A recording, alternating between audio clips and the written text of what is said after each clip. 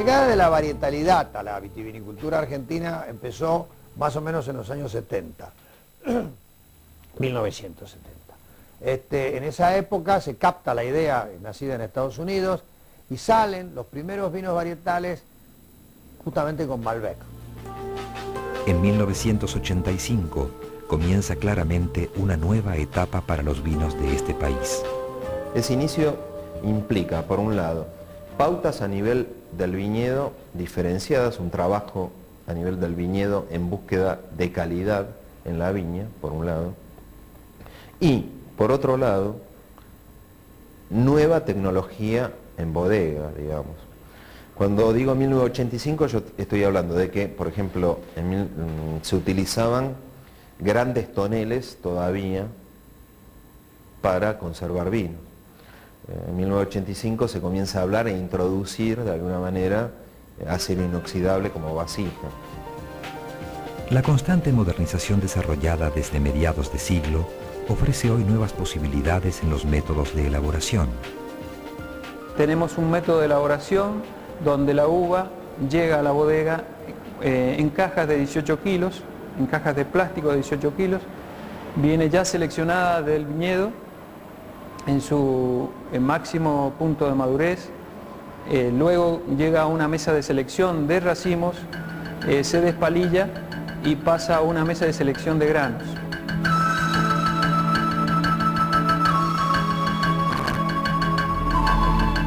Al jugo obtenido de la uva fresca mediante el prensado se lo llama mosto. El mismo deberá fermentarse logrando así el grado de alcohol y acidez que caracteriza al vino. El mosto para vino tinto se fermenta junto con sus orujos y ollejos. Para vino blanco, en cambio, deberá ser clarificado antes de la fermentación. Esa operación se llama desborre previo. Se enfrían a 3-4 grados de temperatura y se realiza una limpieza por sedimentación. Se clarifican. Obtenidos los claros de esa clarificación, se siembran con levaduras seleccionadas y se regula la temperatura entre 15 y 17 grados en el caso de los blancos. En el caso de los vinos tintos, directamente pueden pasar al tanque a hacer una maceración en frío o directamente a fermentar, y es una fermentación ya a un poquito más altas temperaturas, como de 25 o 26 grados.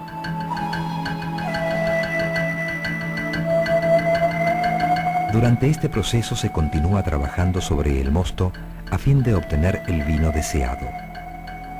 Se realizan durante la fermentación distintos trabajos a ese vino, que pueden ser remontajes, es decir, se saca el vino por la parte inferior y se lo vuelca sobre la parte superior, que tiene todos los ollejos que se denominan sombrero. Es importante definir el vino, el tipo de vino que se pretende lograr, para saber qué tiempo va a estar en contacto el vino con ese orujo o con ese ollejo y semilla. Concluida la fermentación, los vinos de mayor calidad pasan a barricas para su añejamiento. Estos pueden estar entre 6 y 18 meses en barricas de roble. La uva se fermenta en acero inoxidable generalmente, y solo los grandes vinos, ya sean blancos o tintos, pasan posteriormente a un envejecimiento en barrica.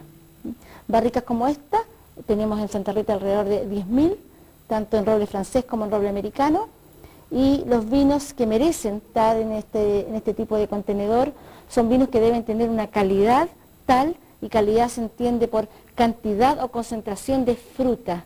Eso es calidad en el vino. La cantidad de fruta va a tener que ver con qué variedad estamos trabajando. En el caso de este vino, un Cabernet Sauvignon, hablamos de alta calidad de fruta, alto contenido de frutas rojas y especies, por ejemplo. En el Chardonnay serían frutas maduras o frutas tropicales.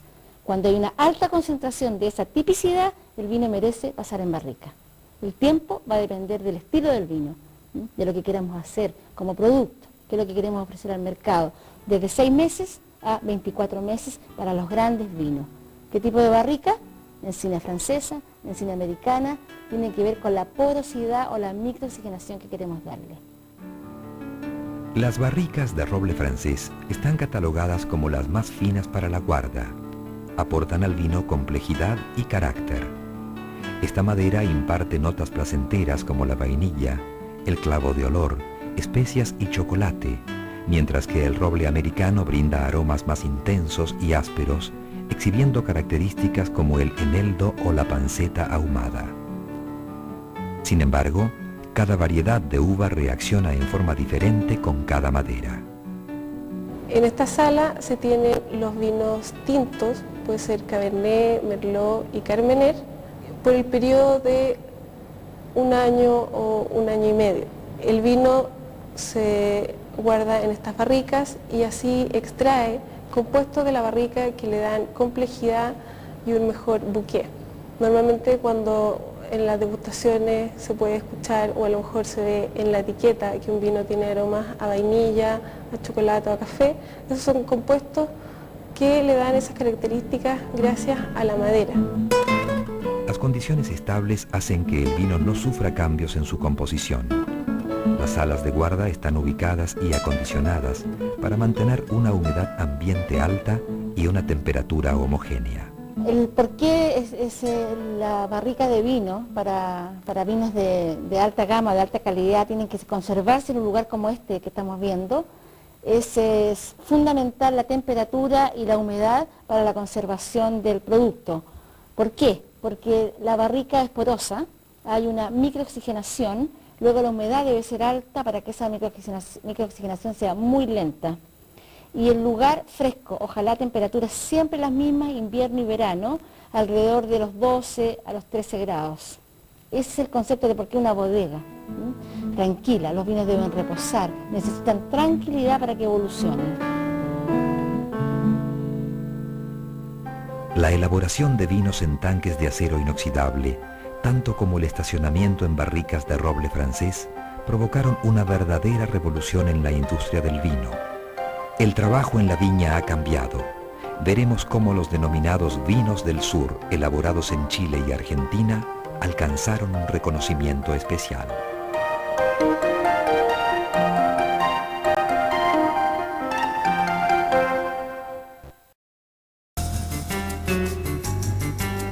Nuevas pautas de producción se instalaron en las tierras vitícolas de Chile y Argentina. Cepas traídas del viejo mundo, barricas de madera y tecnología de punta serían un mero adorno si no existiera una verdadera tradición en el manejo de la uva, que es la esencia del vino. El vino es el reflejo de la calidad de la uva. El agrónomo tiene que entender cuál es el tipo de uva que produce un vino determinado de manera de poder satisfacer la necesidad del enólogo. De otra manera es imposible que el enólogo consiga lo que anda buscando si no tiene esa materia prima para poder producirlo.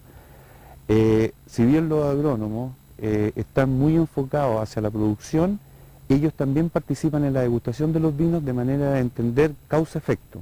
O sea, si yo hago tal manejo, ¿qué es lo que resulta? Y eso le permite después proyectarlo dentro del campo y saber cuáles son las mejores prácticas y técnicas que le permiten llegar a ese vino que el enólogo anda buscando. El vino nace en la viña. Si tú tienes buena materia prima, tienes buen vino. De lo contrario, no hay solución. A partir de 1980, la industria vitivinícola de ambos países, impulsada por capitales nacionales y extranjeros, modernizando así la tecnología hasta entonces utilizada. Sin embargo, el secreto para la obtención de un buen vino se encuentra en el manejo de la uva. Este es un oficio transmitido de generación en generación y constituye la única receta válida para obtener lo mejor de cada planta. Santa Rita, como filosofía, al buscar la elegancia, necesita que esa elegancia sea tomada desde la uva, ¿ya? Entonces, el equipo enológico está entrenado de manera de, al degustar la uva, poder proyectar el tipo de vino que a ti se te puede producir. Entonces, sabiendo cuál es la uva objetivo, nosotros durante el proceso de maduración nos dedicamos mucho tiempo a ir probando las uvas que está produciendo cada uno de los viñedos y buscando esas características que nos permitan producir el vino que Santa Rita produce, ¿ya? De manera de que cuando tú encuentras esa sedosidad en los taninos o esa intensidad de sabores, tú puedes tomar la decisión, ok, la uva está lista, cosechamos. Sobre el follaje de la planta, denominado canopia, se remueven los brotes y se podan algunas hojas para permitir una mejor penetración de la luz.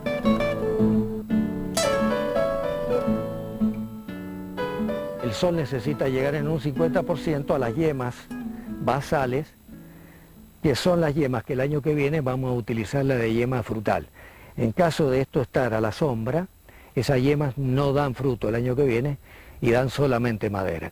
En el caso de los vinos de alta gama, nosotros iniciamos nuestros trabajos con la poda, dejando un número de yemas muy reducido, de los cuales de cada una de esas yemas va a salir un brote, y en esos brotes después elegimos los racimos, generalmente son 2 racimos y dejamos uno, y también estamos eligiendo la cantidad de hojas que dejamos alrededor del racimo para generarle mayor aireación y mayor luz. También es importante que la distancia entre cada una de las hileras es exactamente la misma altura que tiene la hilera. Es decir, si nosotros tenemos 1,80 m de distancia entre hileras, tiene 1,80 m la hilera. Para llegar a mayores alturas hay que lograr mayores distancias. El vino no se hace en la bodega, el vino se hace en las parras, en el campo, sobre todo el vino tinto, el buen vino tinto. Entonces hay que partir con poda muy regularizada, posteriormente entrar al trabajo de la canopia, a botar uvas verdes. Nosotros, por ejemplo, aquí en general nuestra producción son 8, 9 mil kilos por hectárea, no más. Entonces yo creo que ahí es donde se hace un gran vino. Hay una vieja regla que dice que el vino comienza en el viñedo, y la realidad es que un buen viñedo y un enólogo comienza a producir vino a partir de una buena uva.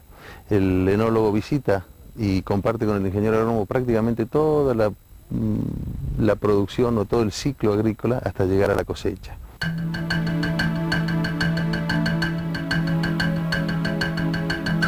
En el hemisferio sur, la cosecha de la uva se realiza desde fines de enero hasta entrado el mes de abril. La época de cosecha en Mendoza dura cerca de 3 meses.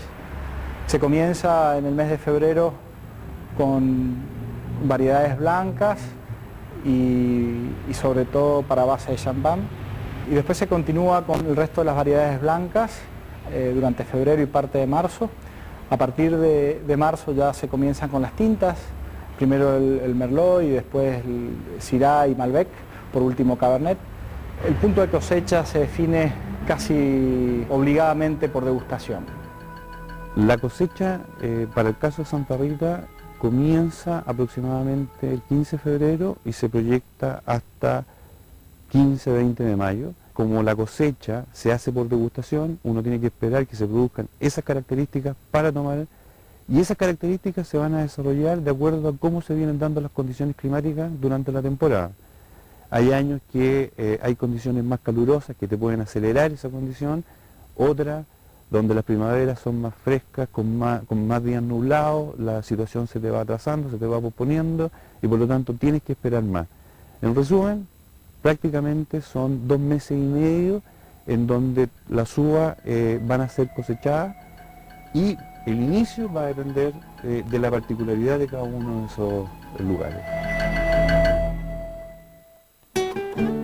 Cada año en Mendoza, el esfuerzo tiene su reconocimiento en la tradicional Fiesta de la Vendimia, donde bodegueros y trabajadores se mezclan junto a la gente en la celebración por un nuevo milagro de la naturaleza.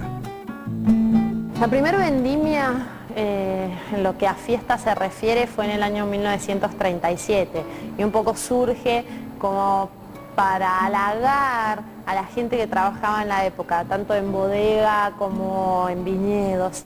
Es muy importante para los mendocinos, especialmente porque es el momento del reconocimiento del trabajo de toda la gente que ha estado durante un año, y producir en Mendoza es realmente muy arduo, los riesgos son importantes y el trabajo es mucho. El acto central, donde se cierra la vendimia, así donde se elige a la majestad de Mendoza, que es bueno, una fiesta con mucho despliegue, luces, gente, donde se presentan las 20 y pico soberanas de Mendoza y se elige solamente una, que va a pasar a ser la reina y posteriormente otra para virreina.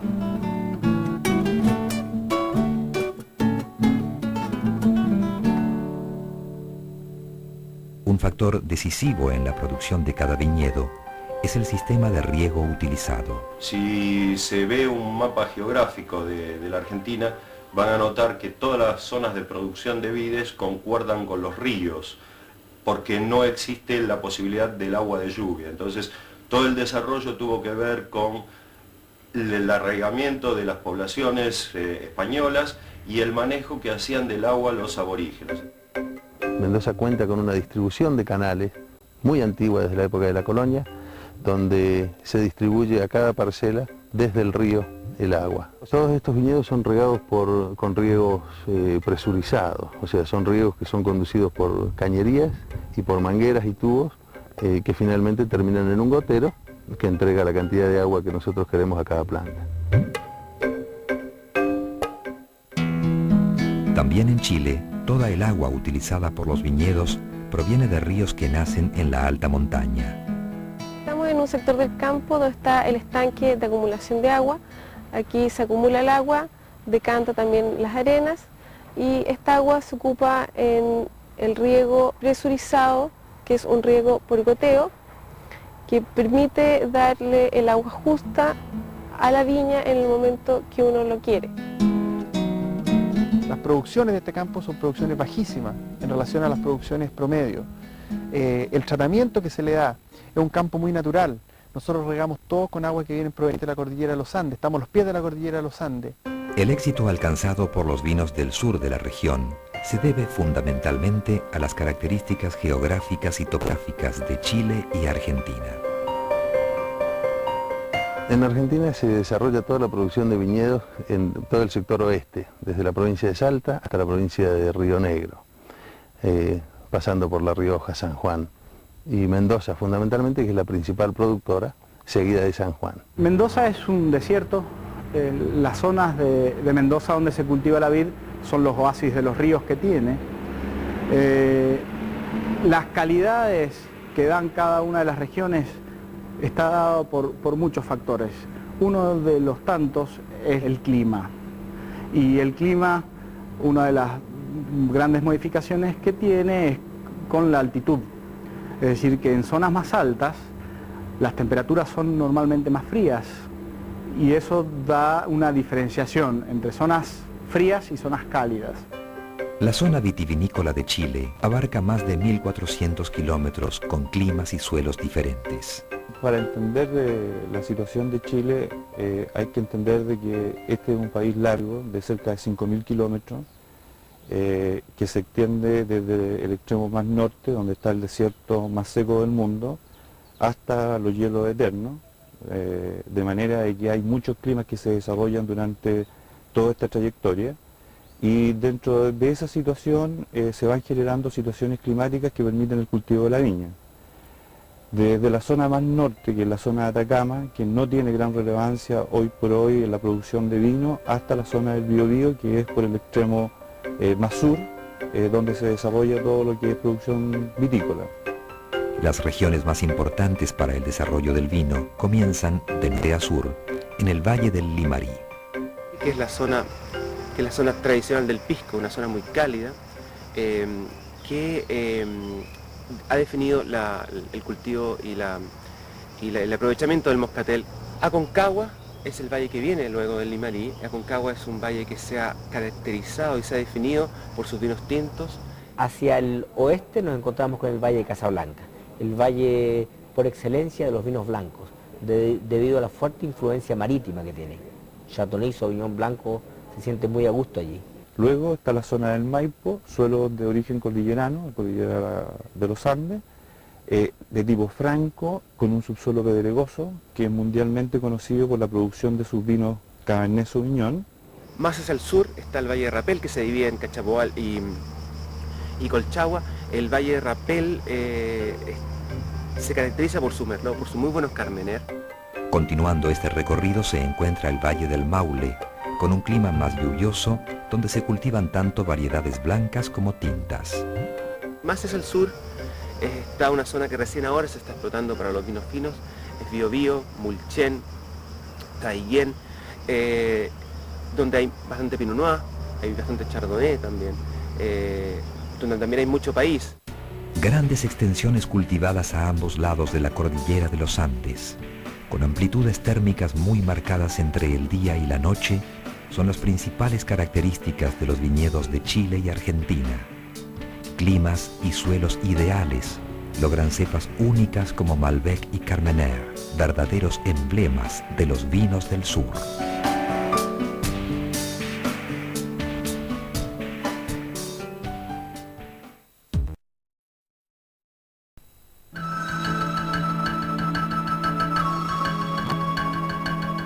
Chile y Argentina, ubicados en el extremo sur del continente americano, poseen suelos con características ideales para producir vinos de calidad excepcional. Son suelos francos, en algunos sectores pedregosos, lo que da una característica muy importante para la producción de vinos finos, acompañado de un clima y características de agua que riegan este valle. Estos suelos son muy permeables, pues tienen una capa de cuarzo, especialmente sílice cuarzo, y que son los dos elementos más importantes de la calidad de un vino. Entonces, estos suelos son altamente concentrados en ellos, y por lo tanto, estos viñedos producen vinos que tienen mucha permanencia en barrica y pueden tener muchos años en botellas. Entonces, el suelo es muy importante para conseguir vinos de mucha permanencia de vida. En el circuito de producción internacional se ha desarrollado un sistema que certifica los lugares de origen de las cepas empleadas en los vinos. La denominación de origen controlada aparece informada en las etiquetas de las botellas. Mendoza cuenta con las primeras DOC en las zonas de Luján de Cuyo y San Rafael. Bueno, la denominación de origen controlada Luján de Cuyo fue a raíz de que los vinos de la región, que eran en su mayoría o casi su totalidad de origen del Malbec, empezaron a tomar relieve nacional e internacional. Hasta el año 1987 los vinos se fueron haciendo cada vez más famosos y había necesidad de proteger estos vinos. ¿De qué forma se hizo? Se hizo una comisión reguladora que le da la garantía que ese vino ha sido controlado por los técnicos de todos los bodegueros y viñateros que participan de este Consejo de Denominación de Origen Luján de Cuyo. El protagonista de la viticultura argentina es sin dudas el vino elaborado con la uva Malbec. Esta vid se cultiva en más de 16.000 hectáreas, destacándose en ciertos terruños de Mendoza. Malbec, conocida en Francia como Côte, llega a nuestro país, como decíamos antes, a través de la mano de Puget, una de las posibles caminos que haya llegado, y se desarrolla muy bien en lo que es la zona de Luján de Cuyo. Hasta mediados de la década del 90, pocas eran las bodegas que elaboraban Malbec varietal. El Malbec argentino tiene que ser un vino concentrado, con muchos tonos violáceos, casi negros. Tiene aromas a frutos rojos, a ciruelas, algunas notas especiadas, pero predomina la fruta. Y en la boca tiene que encontrar taninos muy dulces y aterciopelados, sin tener un cuerpo extremadamente fuerte o grande. Tiene una estructura interesante. Originaria del sudoeste de Francia, Malbec es la variedad tinta que mejor se adaptó al suelo argentino. Evidentemente el Malbec encontró en Argentina un lugar óptimo y entonces se notan diferencias en la composición de la uva, que se traducen después en el vino, y por lo tanto nuestros Malbecs tienen un aroma, un color y unas características sensoriales distintos a los de otros lugares del mundo. La otra uva característica de la Argentina es la torrontés. La torrontés, que llegó allá a la provincia de Salta, de La Rioja, traído por estos monjes, es seguramente una variedad de una Malvasía, que es una variedad de una familia de uvas muy grande que está en el sur de Europa, pero que acá sufrió una transformación genética mucho más grande que el Malbec. Realmente se convirtió en otro vino, en otra uva. Y la característica que tiene el torrontés es que es una uva que tiene un gusto muy pronunciado y un aroma floral muy pronunciado, no frutal. El torrontés es una uva que produce un vino con una característica también muy particular, que es el vino que tiene más gusto a uva de los vinos. Es decir, uno como si tuviera realmente la sensación de que está tomando jugo de uva. Es un vino que tiene mucho aroma y eso hay mucha gente que considera que ya no tiene aroma, que tiene perfume, pero combina muy bien con las comidas picantes, con las comidas especiadas, con algunos platos desde ya de la cocina americana, es así, la cocina mexicana, la cocina peruana, etc. La cepa más cultivada en Chile es la Cabernet Sauvignon, uva de color azul reconocida por su fuerte personalidad. Esta cepa genera vinos sabrosos, oscuros e intensos. Su cultivo ocupa el 47% de la superficie vinificada. Si uno mira alrededor del mundo, tal vez el Cabernet Sauvignon es una variedad que puede producir distintos tipos de vino, todos con ciertas características, pero realmente buenos Cabernet Sauvignon no son fáciles de encontrar. Se pueden encontrar en Francia, en la zona del Médoc, y luego yo diría que Chile tiene un muy buen desarrollo en esa variedad, produce vinos muy distintivos, de mucha elegancia, que realmente reflejan un vino de calidad internacional, y la cepa que hizo popular a Chile en el mercado internacional. La cepa Carmenère es la gran novedad en Chile. Esta uva, proveniente de Francia, resultó extinta en su país natal debido a diferentes plagas. En Chile se mantuvo viva, confundiéndola con la cepa Merlot hasta el año 1996. El Carmenère no solamente puede dar vinos muy ricos, sino que además significa una especie de bandera vitícola para Chile.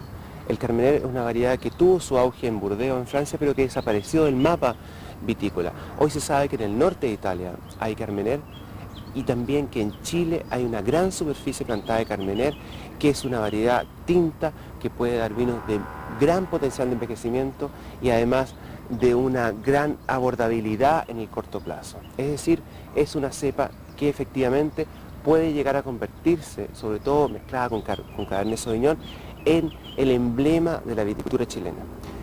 ¿Por qué es tan importante? Porque en el mundo del vino hay que vender no solamente calidad ni carácter, sino que también variedad. En la actualidad, los vinos se clasifican según la cantidad de cepas utilizadas en su composición. Hoy en el día en el mundo se producen vinos que pueden ser provenientes de una sola variedad de uva, a eso se los llama varietales, y la otra alternativa es hacer cortes con las distintas variedades, son los vinos assemblage o blends. En algunos casos los cortes pueden ser hechos durante el envejecimiento en barrica, o sea, pueden entrar los vinos propiamente del resultante de la cuba a barrica, y durante el envejecimiento tú tomar esas barricas y después enlazarla en un corte final, o puede ser previo al ingreso en la barrica, de manera de que tú mezclas estas materias primas, formas tu vino base y ese es el vino que va a barrica. No existe una fórmula, una receta para definir en qué minuto se hace el corte o qué tipo de corte se va a hacer. Yo diría que más bien depende un poco de la apreciación de cada uno de los enólogos y la experiencia que cada uno tenga en el resultado final. Si nosotros nos remitimos antes del año 1950, los vinos no se vendían como varietales porque no había un público exigente con respecto, pero que los vinos eran varietales y se consumían como vinos tintos solamente con esta denominación o vinos blancos. De acuerdo a las tendencias del consumo en los países más desarrollados, Chile elabora vinos orgánicos. un vino hecho fundamentalmente con uvas cultivadas, sin la ayuda de aditivos químicos.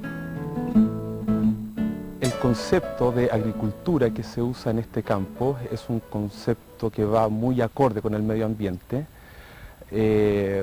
Nuestros viñedos tratamos de manejarlo con la menos cantidad de pesticidas posibles. Un sistema de producción novedoso se ha instalado en Argentina. Pequeños centros de producción artesanal donde se realiza un vino de autor. Y ofrecen una limitada producción, pero con una poderosa personalidad. El concepto de bodega boutique es la bodega que produce el vino desde la planta, o sea, el cuidado que hace de las uvas, de los viñedos, durante todo el ciclo de producción. Y el tema de ser un vino artesanal, un vino muy cuidado, balanceado a través de barricas de roble francés, es lo que hace un vino que tiene características muy especiales. De ahí viene el concepto de ser algo muy chico, que en general es extremadamente artesanal. La propuesta de sacar un vino con el nombre de a lo mejor el viñedo del cual proviene, o de un productor que pone la firma y sello en ese vino que hace él, ese concepto de vinos de autor, ¿no? Que bueno, que lo saca al mercado diciendo, bueno, yo hago solamente esto y lo ofrezco. Vinos orgánicos y bodegas boutique son solo algunas de las innovaciones propuestas por los viticultores de Chile y Argentina. El antiguo trabajo rudimentario se convirtió en una tarea de precisión científica.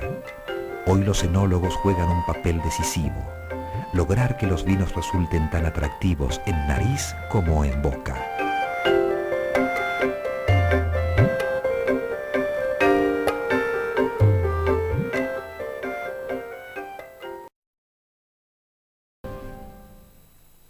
Los mercados mundiales exigen vinos elaborados con técnicas y conocimientos de última generación y alta precisión. La calidad final del producto se logra a través del trabajo en equipo entre enólogos e ingenieros agrónomos. Una vez que ya uno tiene los vinos terminados, normalmente hace una degustación muy completa de todos los vinos, su caracterización, su clasificación de acuerdo al nivel de concentración, nivel de potencia, calidad del tanino, y una vez que ya uno tiene configurado las líneas de producto y los tipos de vino, uno comienza a trabajar los distintos vinos de manera de ir complementándolos y acomplejando. Lo importante es recordar que el vino es cierto de la uva y la calidad está allí, en el grano de uva. Lo que hace el enólogo no es más que conducir un proceso que viene genéticamente dado en el cepaje y en el terroir principalmente. El trabajo del enólogo se concibe como una precisa sucesión de datos que comienzan en el viñedo y terminan en la botella. Una labor exhaustiva que consiste en lograr la combinación perfecta entre ciencia y arte. Cuando uno está trabajando en el laboratorio haciendo las mezclas, uno tiene que pensar en lo que quiere entregar finalmente. Entonces tratar de entregar, por ejemplo, si mi vino es un vino varietal, entregar frescura, aromas, un equilibrio.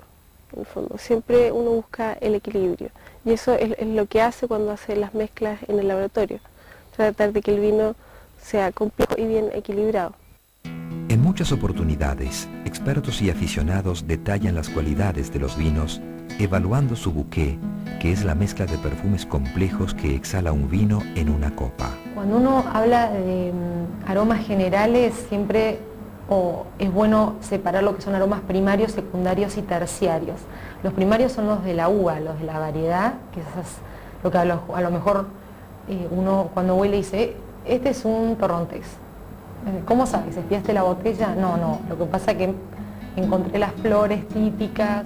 Los aromas secundarios que se encuentran en un vino provienen principalmente de la elaboración y de la fermentación en barricas. En la barrica de roble hay una microoxigenación muy suave, además de una sesión de aromas y distintos compuestos que libera la barrica de roble y que hacen a la complejidad del vino. La madera desempeña un papel decisivo en la evolución de los vinos. Existen los aromas terciarios que tienen ya que ver con la guarda. El vino puede evolucionar, por eso lo dejamos guardado tanto tiempo, entre otras cosas porque a través del corcho hay una microoxigenación y esto permite que el vino en botella siga vivo y que vaya cambiando con los años. No todo se puede guardar en botella. Existe la idea de guardar vinos por 20 o 25 años, o cuando se case mi hijo, o cuando existe algún evento particular. Se deben guardar solo los vinos que merezcan guarda, que vayan a evolucionar, que vayan a mejorar. Generalmente, salvo excepciones, son los grandes vinos los más caros. El vino de todos los días no tiene el concepto de guarda, porque es un vino que rápidamente va a evolucionar. Es para disfrutarlo ahora en el minuto.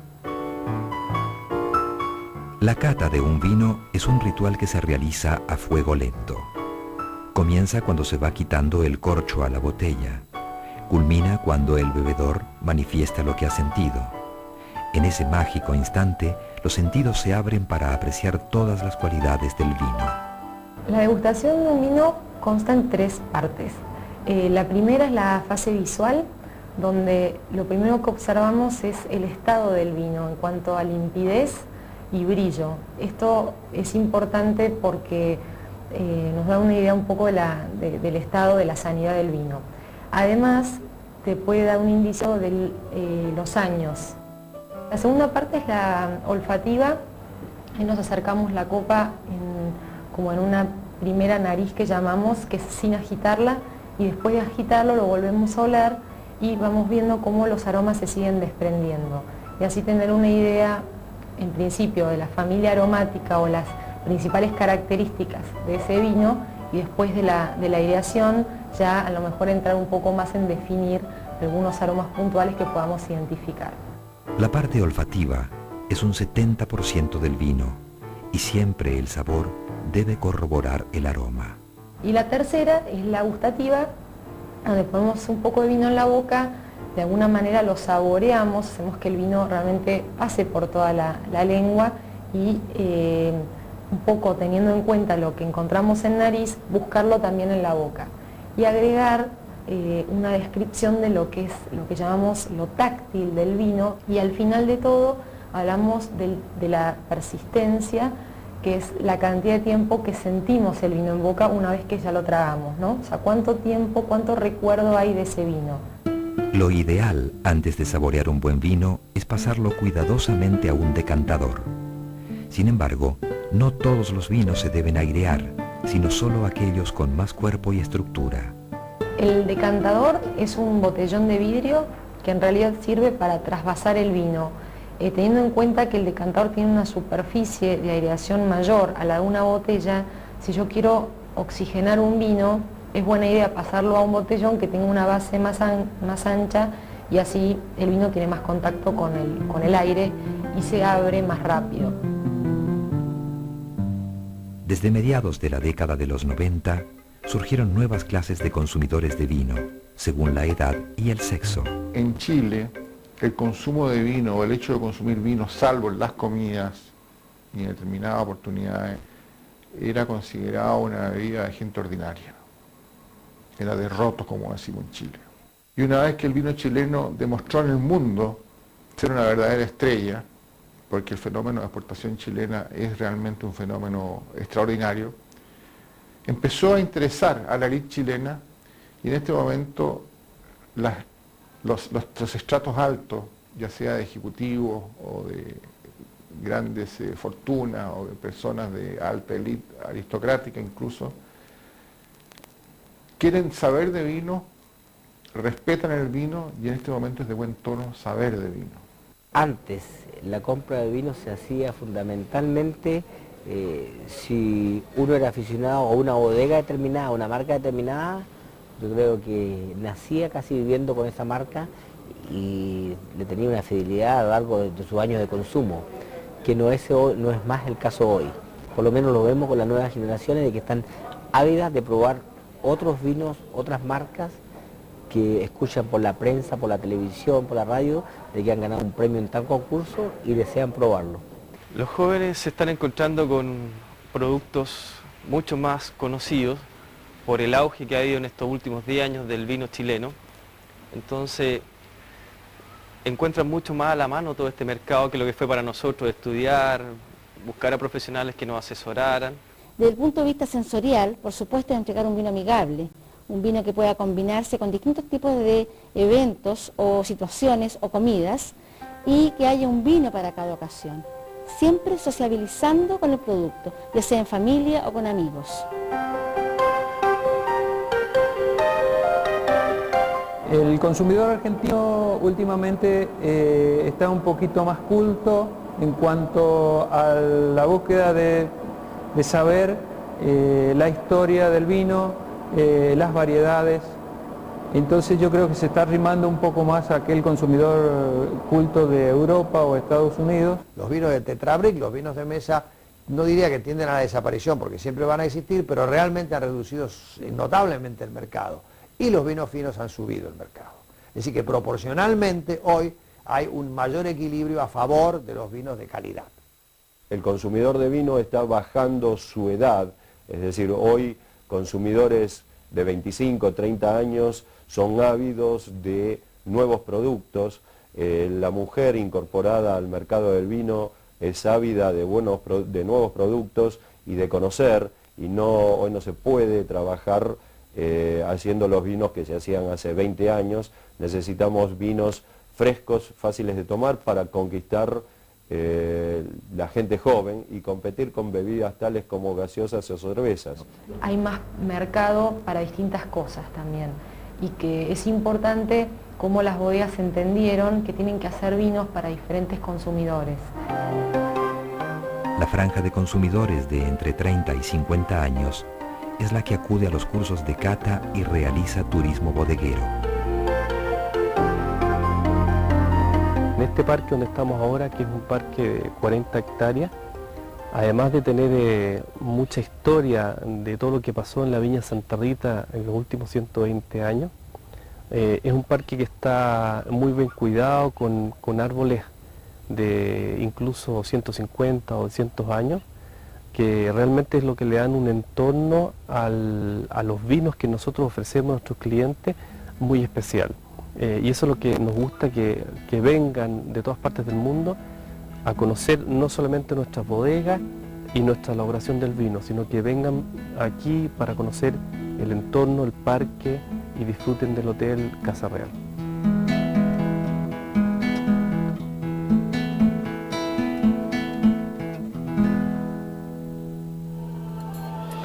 Los nuevos productos presentados por las bodegas de Chile y Argentina hicieron que los consumidores de ambos países se convirtieran en un público con paladar exigente a la hora del buen beber.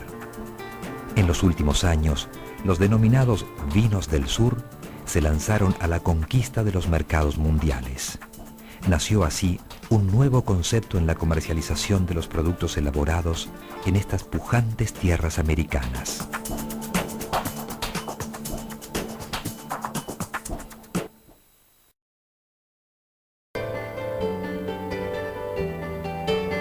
Chile y Argentina se caracterizan por elaborar vinos de calidad internacional, como así también por el gusto por la cocina refinada y moderna.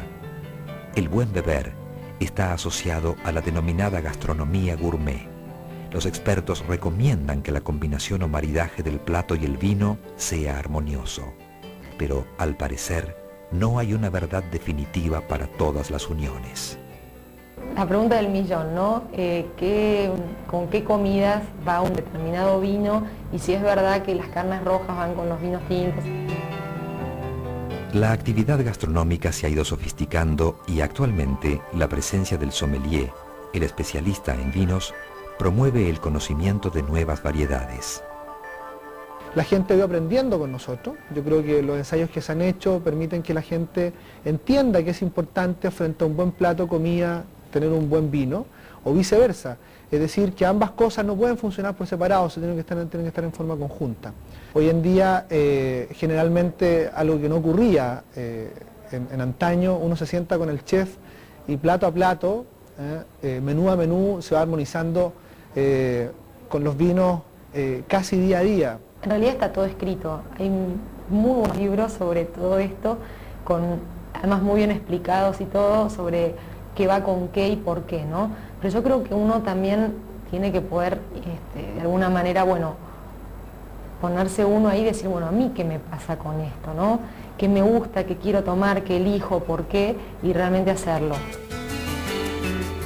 Para mí con un pescado, un vino blanco queda impresionantemente bien. Y si me tengo que ir a un tinto, voy a elegir un tinto más ligero que pueda encontrar. Yo tengo que lograr el equilibrio y la armonía. Los vinos de Sudamérica ya son conocidos y consumidos en los mercados del viejo mundo. Esta apertura se vio posibilitada gracias al arribo de inversionistas extranjeros a las bodegas locales. La esmerada dedicación de los bodegueros chilenos ha tenido su reconocimiento. Más del 60% de su producción es vendida a otros países. En la actualidad, Chile es el quinto exportador de vinos del mundo. Bueno, es importante destacar que la industria de vino chileno se ha desarrollado en el mundo con un auge exportador muy fuerte en los últimos 20 años y es una industria que hoy en día exporta más de 800 millones de dólares y está en cerca de 80 países en el mundo.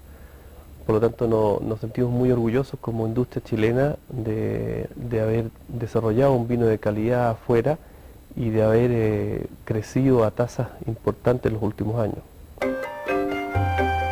Chile comenzó a exportar sus vinos en 1970, pero la exportación como fenómeno nacional, de manera constante, moderna y tecnificada, se registró recién en 1988. Este proceso de evolución chileno, este adelanto de Chile se debe principalmente a que el mercado chileno es muy pequeño en relación, por ejemplo, al mercado interno hablo, en relación al mercado de Argentina. Entonces es evidente que Chile, cuando quiso ser más ambicioso, no pudo mirar a su mercado. Primero, el mercado chileno es pequeño, sigue siendo pequeño, sigue siendo imposible vivir del vino en Chile si uno solamente está pensando en el mercado nacional, en vender al mercado nacional, y además está menos desarrollado en términos de cultura del vino que, por ejemplo, Inglaterra y otros mercados de Europa. Chile tuvo que salir afuera, salir a exportar vinos, a vender vinos a Europa principalmente, porque era la única forma de crecer. A principios de la década del 90 comenzó un periodo en Chile en el cual hubo una transformación en que viñas que ya existían hace muchos años y que eran proveedoras de vino a granel o proveedoras de uva a estas otras grandes viñas, comenzaron a visualizar el potencial que existía de poder exportar vino y vender vino embotellado con sus propias marcas. Durante un periodo que fue, diría yo, desde el año 92 hasta el año 98, tuvimos un aumento porcentual de exportación de un año con el año siguiente del orden del 28%.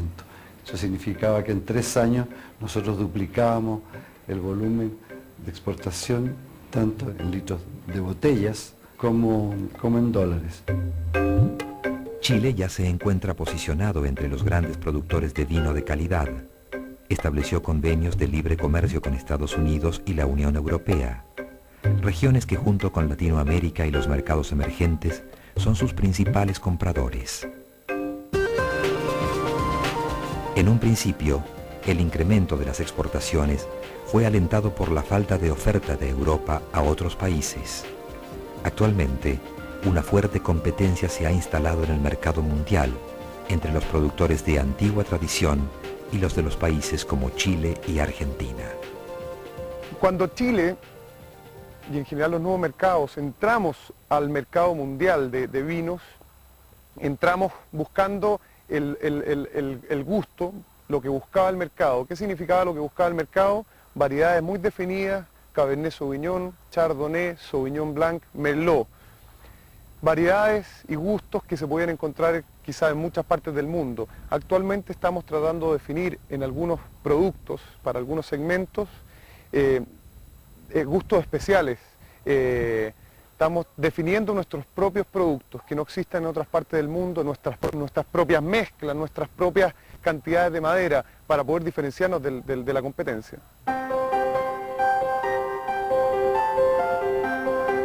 El gran desafío de la viticultura chilena, lograr expresar, se hace ya, pero hay que seguir insistiendo en que hay que expresar que el Cabernet Sauvignon del Valle del Maipo huele y sabe distinto al de Colchagua y que el de Colchagua huele y sabe distinto al del Limarí. El trabajo de los más importantes y más serios productores de vino hoy en Chile es precisamente tratar de encontrar lo que los franceses llaman terroir, ¿no? La relación de la uva con el suelo, con el clima y cómo eso se traduce en el vino, el sentido del lugar del vino, que para mí es lo más alucinante. El reciente boom de los vinos argentinos suscita interés en el mercado internacional. La modificación en las pautas de producción y comercialización del vino iniciada en los años 80 fue posible gracias a la audacia de ciertos productores locales, como a inversiones extranjeras muy significativas. Debido a las grandes inversiones de bodegas francesas, españolas, inglesas,